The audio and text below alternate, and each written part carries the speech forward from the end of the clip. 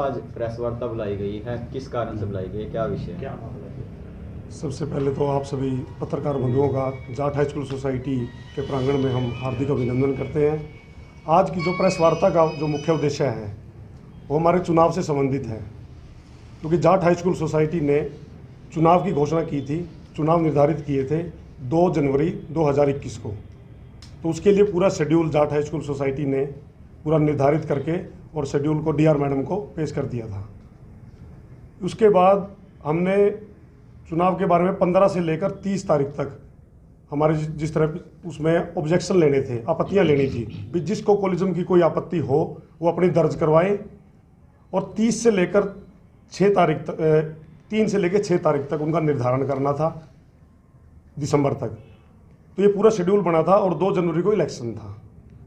तो हमारे पास D R madam का कल हमें लेटर मिला है और उसमें उन्होंने इस चुनाव को स्टे करने का ऑर्डर पास किया है। नैन साहब, किस आवेदन द्वारा ये अपील की गई थी जिसपे आदेश किए गए हैं स्टे के?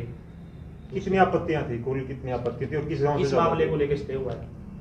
ये हमें जो पता लगा है, डीआर मैडम ने कहा है कि भी ये जो ऑर्डर के अंदर लिखा हुआ है कि कुछ कॉलेजम जो बनाए गए हैं उन कॉलेजमों को प्रॉपर तरीके से नहीं बना, और उसमें डीआर मैडम के पास कंप्लेंट की हुई थी।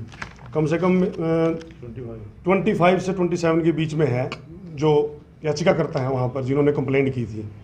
तो उसके ब्याह पे मैडम ने हमें बुलाया था, हमारे यहाँ पे तो बुलाया था। तो हमने यही मैडम को यही बात बोली थी कि हम जो भी ऑब्जेक्शन है हम सब रिमूव कर देंगे और हम तैयार हैं उस चीज़ के लिए, और हमने सभी ऑब्जेक्शन रिमूव भी कर दिए थे। लेकिन वो सेटिस्फाई नहीं हुए उस चीज़ से, तो शायद मैडम ने उस चीज़ पे स्टे दे दिया। तो अब स्टे के ऑर्डर में क्या कोई ऐसी स्पेशली वो लिखा गया है जिनको आप त्रुटियों को दूर करके वो स्टे हट जाए, कुछ ऐसी बात कि क्या क्या त्रुटियां आपको दूर करनी है? जाट हाई स्कूल सोसाइटी की जो गवर्निंग बॉडी है और जो भी अपने हमारी बॉडी ने शुरू से ही हमने मैडम को भी एक बात कही थी, हम वहाँ गए थे कि जो भी ऑब्जेक्शन है कोलिज्म का, जो भी ऑब्जेक्शन है हम दूर करने के लिए तैयार हैं। हम मना नहीं कर रहे थे उस चीज़ के लिए, और आज भी हम अगर 1-2 कोलिज्म में कोई ऑब्जेक्शन है तो उसको भी जाट हाई स्कूल सोसाइटी जो है वो तैयार है उसको करने के लिए। सुनने में ये आ रहा है कि जो आपत्तियां हैं जी, वो बेसिकली पाई गांव और नोच गांव में है। तो इंद्र सिंह नोच में जो आपत्ति है वो सारी, हाँ जी, क्या कहना है जी? हाँ जी, मैंने आपत्ति रमेश की आई थी जी, रमेश के मैं आपत्ति दूर कर दी। ये भी ऑब्जेक्शन लगा रहा, लिस्ट देखो ले, ये लिस्ट थी यहाँ, ये लिस्ट है, उसकी 15 वोट थी, 15 में ठीक कर दी। ना नोच वाली ने। ये पता क्या है जी, हमारे यहाँ पे 75 कोलिज्म है, और जो एक मिनट, जो उसको ब्लेम नहीं लगा रखा है, मेरी पत्र वधु नहीं है, उस पर लगाया 1 वोट थी, कैथल थी, वो नोच ले गया बस। उसका तो मेरा हक भी है लेने का, क्या यहीं रखूँ मैं? नहीं, जब रजिस्टर हमें नोटिस दिया गया था डीआर मैडम के द्वारा, लेकिन स्टे के लिए नहीं था। उसमें मैडम ने कहा था कि ऑब्जेक्शन आए हुए हैं कोलिज्म के रिगार्डिंग। तो हमारी कमेटी पूरी मैडम के पास पेश हुई थी और मिलके हमने उनको मैडम को ये कहा था कि हमने सारे कोलिज्म सही बनाए हैं, सारी आपत्तियां दूर हो गई हैं। जितने हमारे पास 190 के करीब आपत्तियां आई थी, भी किसी का वोट फैमिली का किसी दूसरे में चला गया, किसी का दूसरे में चला गया, तो हमने वो सभी आपत्तियां दूर कर दी थी। और मैडम को ये कहा था कि अगर 1-2 कोलिज्म में कई बार क्या होता है गाँव के अंदर ना आपसी मतलब द्वेष भावना के अंदर वो कहता है कि मेरा वोट वहाँ चला गया, मेरा वोट वहाँ चला गया, तो हमने मैडम को वो भी कहा था कि वो आपत्ति भी हम दूर करने को तैयार हैं। नैन साहब, चर्चाएं हैं कि ये जो फैसला है राजनीति से प्रेरित है, क्या प्रक्रिया आपकी इस पे, प्रतिक्रिया क्या देंगे आप कि राजनीति से प्रेरित है कुछ ऐसा? जी, मैं तो यही बात कहना चाहूँगा कि हमें इसमें राजनीतिक नहीं करनी चाहिए, मतलब द्वेष भावना दिखाई दे रही है, क्योंकि हम पूरे स्टार्टिंग से लेकर अब तक डिप्टी रजिस्ट्रार मैडम या रजिस्ट्रार ऑफिस के पूरे रूल और रेगुलेशन सारे फॉलो कर रहे हैं और उनकी सुपरविजन में काम कर रहे हैं। जो भी वो डॉक्यूमेंट मांगते हैं हम प्रोड्यूस करते हैं उस चीज़ को सारे के सारा। और अब भी हमने जो ये 2 आपत्ति, एक उन्होंने क्या कहा है आपत्ति के अंदर कि सेक्टर 19 और सेक्टर 20 की भी इन्होंने ये अलग अपने चहेतों की लिस्ट बना ली है। ये सरासर ऐसा है, इल्ज़ाम लगाना आसान है किसी के ऊपर, लेकिन उसको प्रूव करके दिखाओ ना। ये सेक्टर हुड्डा की कोलिज्म नंबर 3 की लिस्ट है, ये पूरी की पूरी आप ये देख लीजिए। इसके ये सेक्टर 20 की और 19 की लिस्ट है, और जो उन्होंने कहा है 19 पूरे 19 का कोलिज्म अलग बन चुका है। और मैं तो आप पत्रकार महोदय के हिसाब से ये भी कहना चाहता हूँ कि अखबार भी जो देखता है वही चीज़ मतलब लिख देता है। उन्होंने ना ये देखते कि ऑथेंटिसिटी क्या है उसकी, क्या नहीं है। आज के पेपर में यह आया हुआ है कि उपप्रधान ने या हमारी गवर्निंग बॉडी ने ये कर दिया, यहाँ पे धज्जियाँ उड़ा दी। कोई हमने धज्जियाँ नहीं उड़ाई किसी भी चीज़ की, पूरे रूल रेगुलेशन से हमने काम किया है। लेकिन अब भी अगर समाज को लगता है कि कहीं गलत है, कोई कोलिज्म ठीक नहीं हो पा रहे हैं, तो उसको भी हमारी गवर्निंग बॉडी पूरी मिलकर करना चाहती है और हम इलेक्शन कराने के मूड में है पूरे। पहले ये कहते हैं इलेक्शन में नहीं, हमने ऑलरेडी हमने नोटिफिकेशन भी सारा जारी किया हुआ है सारा का सारा। और मैं आपको एक चीज़ और दिखाना चाहूँगा, इसमें हम रजिस्ट्रार मैडम के पास गए थे और ये लेटर की कॉपी लेके गए थे हम कि मैडम जी हमें आप अपना ऑफिस बियर दीजिए, कोई सबॉर्डिनेट दीजिए, ताकि हम जो कॉलेजम के अंदर आपत्तियाँ आई हुई हैं भी वो आपत्तियों आपका यहाँ पर बंदा बैठ के उन आपत्तियों को दूर कर सकता है। लेकिन वहाँ से हमें ये रिस्पॉन्स आया कि हमारे पास स्टाफ की कमी है अभी और हम मान नहीं दे सकते, आप अपने लेवल पे ही कॉलेजमों की लिस्ट तैयार करिए। नैन साहब, जब अधिकारियों की नॉलेज में ये मामला डाल दिया गया था कि आपत्ति के दूर करने के लिए हम तैयार हैं, फिर भी उसके बाद भी स्टे के ऑर्डर करना कहाँ तक सही मानते हैं? मैं तो जी ये बात कहना चाहूँगा कि ये संस्था पूरे समाज की संस्था है और सामाजिक लोगों ने इसको बनाया है। और अगर इसके अंदर भी अगर राजनीतिक द्वेष भावना से किसी को ऊपर और किसी को नीचे दिखाने में अगर आप ऐसा काम करते हैं तो ये कोई अच्छी बात नहीं है, समाज के अंदर इसका मैसेज गलत है। तो किस तरह की कार्रवाई आगे रहेगी जारी? क्या कुछ आप आगे करोगे? अब स्टे हो चुका है, किस तरह की स्टे है? हम तो डीआर मैडम से भी रिक्वेस्ट करते हैं और आपके चैनल के माध्यम से भी रिक्वेस्ट करते हैं कि इलेक्शन का शेड्यूल जारी हो चुका है और जो भी अगर उनको त्रुटियां लगी भी एक दो की, उसकी हमने उनको बार बार फ़ोन भी करे हैं। हमने जो एक दो का ऑब्जेक्शन था बार बार फ़ोन करने के बाद भी कोई यहाँ पे आया नहीं, कोई आपत्ति दूर नहीं करवाने के लिए आया और जब हो गया तो एकदम मैडम ने उस पर स्टे लगा दिया। नैन साहब, जो आपत्ति के दूर करवाने के लिए आप डिपार्टमेंट में गए थे, जब आपको कोई मैडम की तरफ से कोई बंदा नहीं दिया गया, इस बारे में आप क्या कहना चाहेंगे? मैं तो ये कहता हूँ जी, हम जो 75 कॉलेजम हमने जो हमारे इस संस्था के 75 कॉलेजम हैं, 75 कॉलेजम में नए वोट और जुड़ के 75 कॉलेजम बने, तो उसमें से इनको ये लगता है पहले 120-130 का एक कॉलेजम होता था, तो अब कॉलेजम 250 से मतलब 250 के करीब बन रहे हैं। तो वोट शिफ्ट होते हैं गांव के इधर से उधर, तो उनको लगता है कि कभी अपने ज़बरदस्ती अपनी चला के अपना चेंज करना चाह रहे हैं। तो ऐसा हमारा कोई इरादा नहीं है किसी का चेंज करने का और ना ही हमारा कोई इरादा है। हमारे ऊपर ये भी आरोप लगाया गया कि आप लोग संस्था में परमानेंट बने रहना चाहते हैं और आप चुनाव आगे भी चुनाव लड़ना चाहते हैं। मैं आज यहाँ बैठे हैं, हम सब हमने डीआर मैडम को कहा था कि हम में से कोई भी चुनाव नहीं लड़ेगा जी आगे। भाई ये आरोप जो बेबुनियाद आरोप लगा रहे हैं ये गलत है। और जब मैडम के पास गए आपत्ति लेके, हम आपत्ति को मैडम के सामने हमने एक बात कही कि मैडम जो आपत्तियां आई हुई हैं कॉलेजम के अंदर, वैसे तो मोस्टली हमने सभी रिमूव कर दी हैं, सारी की सारी खत्म कर दी हैं। और उसके बाद भी अगर एक तो कॉलेजम के कोई सदस्य जो हैं गांव के, जैसे पाई का था या नोच के थे, अगर वो संतुष्ट नहीं है तो हम उनको भी करने के लिए तैयार हैं। बार बार हमने मैडम को एक ही बात कही कि हम मैडम जैसे आप कहते हो आपके हिसाब से सभी आपत्तियों को दूर करने के लिए तैयार हैं। हमने एक लेटर में हमने मैडम से कहा कि आप अपना बंदा दे दो, कोई ऑफिस बीरर दे दो, कोई सबॉर्डिनेट हमें दे दो आप, कि आपका बंदा हमारे पास बैठे, ताकि हमें आपको भी ये ना लगे कि भाई ये ज़बरदस्ती कर रहे हैं किसी कॉलेजम में।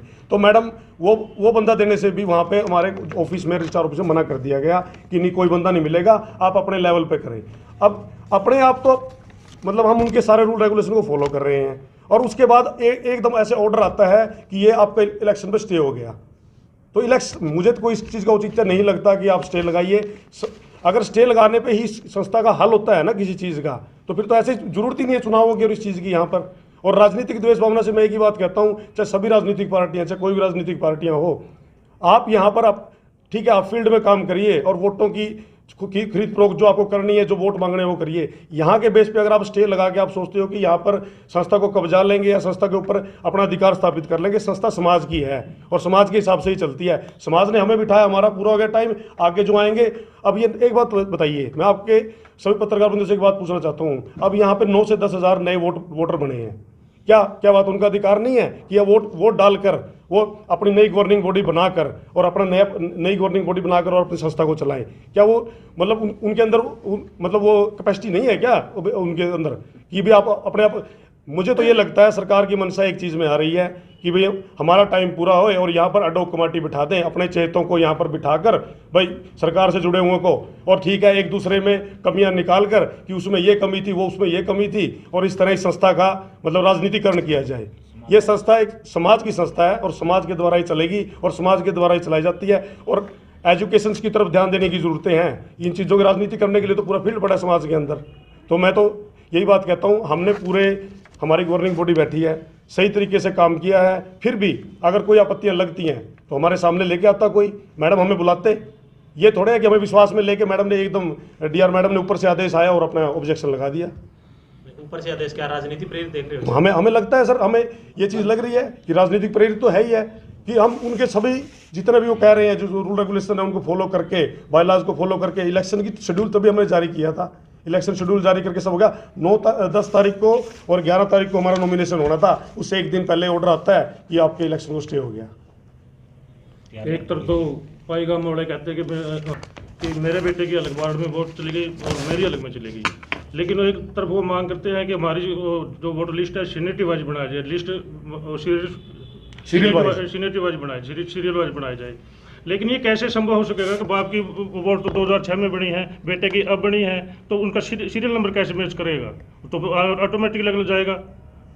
दूसरी नंबर एक बात इन्होंने शिकायत की है कि एक हाउस नंबर 900 सेक्टर नंबर 19 दरबारा सिंह पूर्व MC हैं, उनके उस पर मकानों के ऊपर 14 वोट बनी हुई है। बिल्कुल लीगल है, वो उसमें कोई कमी जो मेरे गांव का है, 5 भाई हैं, 500 मैरिड हैं, उनके बच्चे अलग अलग नौकरी कर रहे हैं।